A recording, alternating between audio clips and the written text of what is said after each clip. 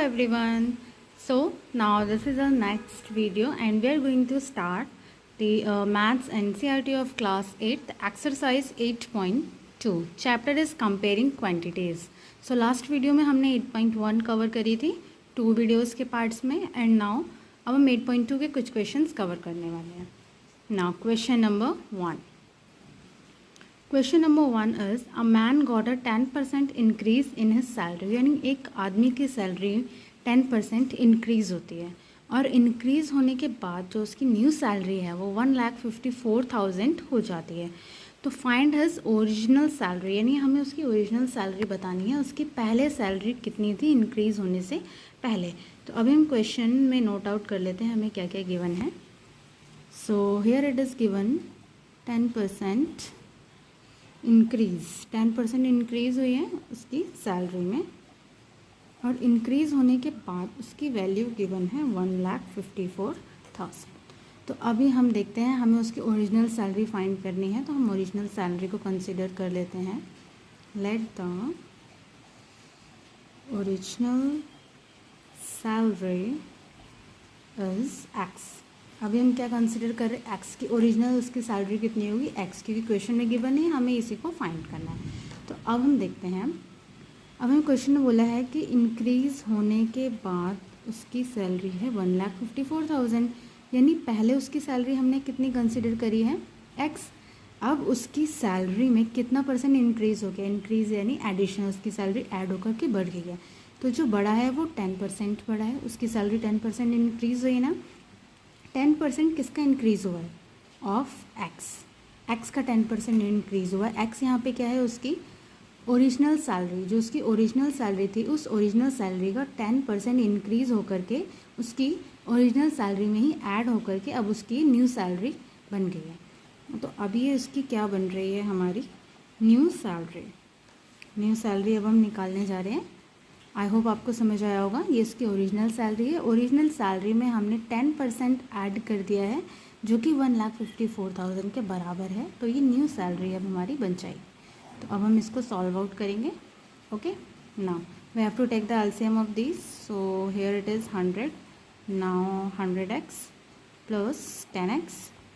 Here it is 1,54,000. Now 110 is 110x upon 100 is equal to 1,54,000. Now we have to do cross multiplication. 110x is equal to 00 यहाँ पर add हो जाएंगे. तो 1,54,000 already थे, अब यहाँ पे 00 ऐड हो जाएंगे. अब हमें इसे कैंसिल आउट करना है. Now here it is 110. Now अब हम इसे कैंसिल आउट करते हैं कि मुझे यहाँ से दिखाई दे रहा है कि 11 से कैंसिल आउट होने वाला है. तो 11 वन जा 11. Now here it is 11 one जा 11 और यहाँ पे कितना बचा 4. सो 11 4 जा 44. Now how many zeros we have 1 2 3 4. 1 2 3 4. It means कि 1,40,000 उसकी ओरिजिनल सैलरी थी. ओरिजिनल सैलरी जिसको हमने क्या माना था एक्स, और इस 1,40,000 में 10% इंक्रीज़ होकर के आपकी न्यू सैलरी बनी थी जो कि 1,54,000. Okay, I hope you understand. हमें यही फाइंड करना था ओरिजिनल सैलरी उसकी कितनी आनी थी और ये हमारे क्वेश्चन में आ चुकी है. Now move on to second question. What is second question now. On Sunday 845 people went to the zoo. It means कि संडे को 845 पीपल जू में जाते हैं, यानी किसी चिड़ियाघर में जाते हैं. On Monday only 169 people went. Monday को सिर्फ 169 पीपल ही जाते हैं जू में. What is the percentage decrease in the people visiting the zoo on Monday. अब देखिए हमें यहाँ पे साफ साफ दिखाई दे रहा है कि संडे को 845 पीपल्स गए हैं और मंडे को 169 गए हैं. तो इट मीन्स कि ये हमें साफ साफ दिख रहा है कि संडे को ज़्यादा हैं और मंडे को कम लोग गए हैं, यानी मंडे को डिक्रीज़ हो गए हैं. तो अब हमें यहाँ पे क्या बताना है परसेंटेज डिक्रीज़ की कितना परसेंट डिक्रीज़ हुए हैं पीपल जो विजिटिंग यानी जो जू में गए हैं मंडे को. तो सबसे पहले तो हम इनका नंबर्स में निकाल लेते हैं. Question number second, number of peoples visiting zoo on Sunday. पहले हम संडे का देख लेते हैं। संडे को कितने हैं? 845। Now number of peoples visiting, आप पूरी स्पेलिंग लिख लीजिएगा, मैं पूरी स्पेलिंग नहीं लिख रही हूँ। ऑन मंडे, मंडे को कितने गए हैं? 169। अब हम यहाँ पे इसका डिक्रीज नंबर्स में निकाल लेते हैं। 849 minus 169, that is 15 minus 9 is 6, here it is 13, 13 minus 6 7, now here it is 7 minus 1 that is 6, 676 people जो हैं कम गए थे मंडे को। तो अभी हमें यहाँ पर इसकी परसेंटेज डिक्रीज़ में निकालना है। ये सिर्फ हमारे पास डिक्रीज़ वैल्यू आ गई है इन नंबर्स में, बट अभी हमें इसे परसेंटेज में भी बताना है कि कितने परसेंट डिक्रीज़ हुआ है। तो हम कंसिडर कर लेते हैं 676 नंबर ऑफ़ पीपल्स हैं जो डिक्रीज़ हुए हैं मंडे को। अभी हम जो कंपैरिजन करने वाले हैं वो संडे से कंपैरिजन करेंगे।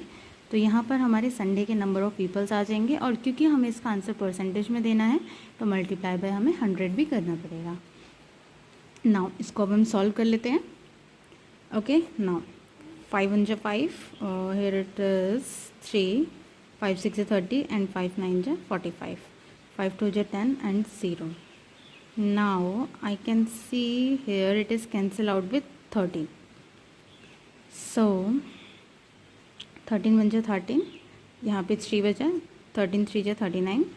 Now here it is 13 5 65 and 2 बचा, 13 2 26, 13 1 and 13 4 Now we have to multiply this 4 into 20, that is 4 2 8 and 80, यानी 80% पीपल जो है वो डिक्रीज़ हुए थे मंडे को, जो ज़ू में नहीं गए थे। I hope you understand. Now move on to our next question, that is question number 3rd।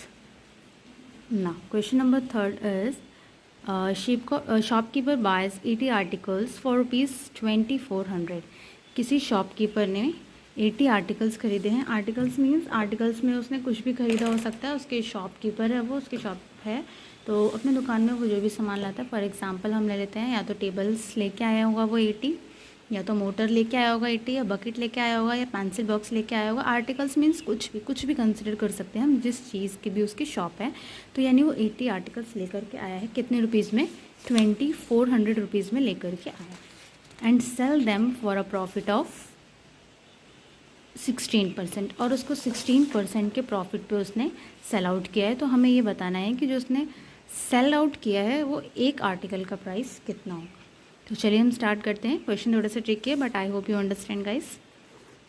Now shopkeeper buys 80 articles, shopkeeper ने 80 आर्टिकल्स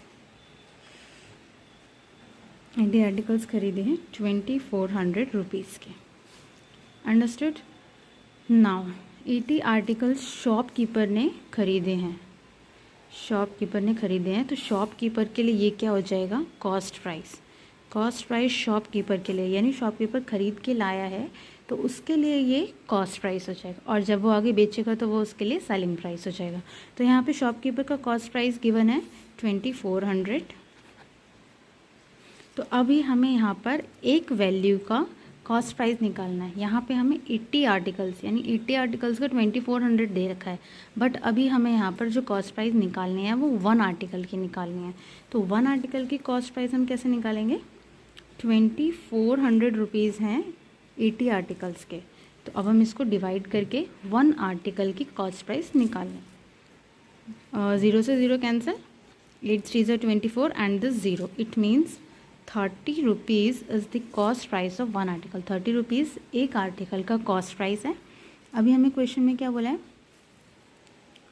नेक्स्ट है sell them for a profit of 16%। अभी उसने इसी आर्टिकल को 30 रुपीज़, अभी हम यहाँ पर सिर्फ एक आर्टिकल की वैल्यू कंसिडर करके क्वेश्चन कर रहे हैं, 80 आर्टिकल्स की वैल्यू कंसिडर करके नहीं कर रहे। तो हमें एक ही कंसिडर करके करना है, क्योंकि हमें आगे आंसर में जो पूछा है वो 1 आर्टिकल का सेलिंग प्राइस हमें बताना है। तो हम एक ही आर्टिकल की वैल्यू कंसिडर करेंगे। सो हेयर अभी यहाँ पे 30 रुपीज़ जो है 1 आर्टिकल का कॉस्ट प्राइस है। अब उसने क्वेश्चन में कहा है कि उसने जो प्रॉफिट अर्न किया है वो 16% प्रॉफिट अर्न किया है। अब 16% प्रॉफिट किस में अर्न करेंगे? कॉस्ट प्राइस में। तो अभी हम यहाँ पर 30 कॉस्ट प्राइस है, इसमें से 16% हम निकाल लेंगे तो ये क्या आ जाना है उसका सेलिंग प्राइस। ओके, 30 रुपीज़ क्या है कॉस्ट प्राइस, इसका 16% उसने प्रॉफिट अर्न किया है, तो 16% अभी हम कैंसिल आउट करके निकाल लेते हैं।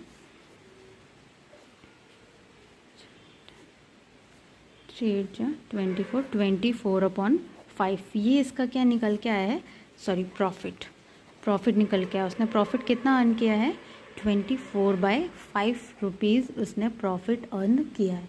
ये सिर्फ हमारे पास प्रॉफिट निकल के आया है। प्रॉफिट हमने कैसे निकाला है, जो कॉस्ट प्राइस है क्वेश्चन में कहा है उसका 16% जो है उसने प्रॉफिट अर्न किया है, तो हम हमेशा जो प्रॉफिट निकालते हैं वो कॉस्ट प्राइस पर ही प्रॉफिट निकालते हैं, ये आप ध्यान रखिएगा। तो हमने 16% निकाल दिए कॉस्ट प्राइस का, तो उसने प्रॉफिट जो अर्न किया है वो 24/5 रुपीज़ प्रॉफिट अर्न किया है। अब हमें क्वेश्चन में बताना क्या है, selling price of one article का सेलिंग प्राइस बताना है। ये सारी कहानी हमारी वन आर्टिकल की चल रही थी, यहाँ पर ये हमारा क्या निकल के आया है प्रॉफिट, और कॉस्ट कितनी थी हमारी 30। तो आपका सेलिंग प्राइस का फॉर्मूला क्या हो जाएगा, cost price plus profit. Cost और प्रॉफिट को हम ऐड कर देंगे तो हमारा क्या निकल के आएगा सेलिंग प्राइस। तो कॉस्ट प्राइस हमारी कितनी थी 30, प्लस प्रॉफिट हमें कितना हुआ है 24/5। अब हम इसे एलसीएम लेके सॉल्व आउट कर लेंगे। 5 3 15 plus 24। Now add these numbers, 174/5. 174/5 is the selling price of that article.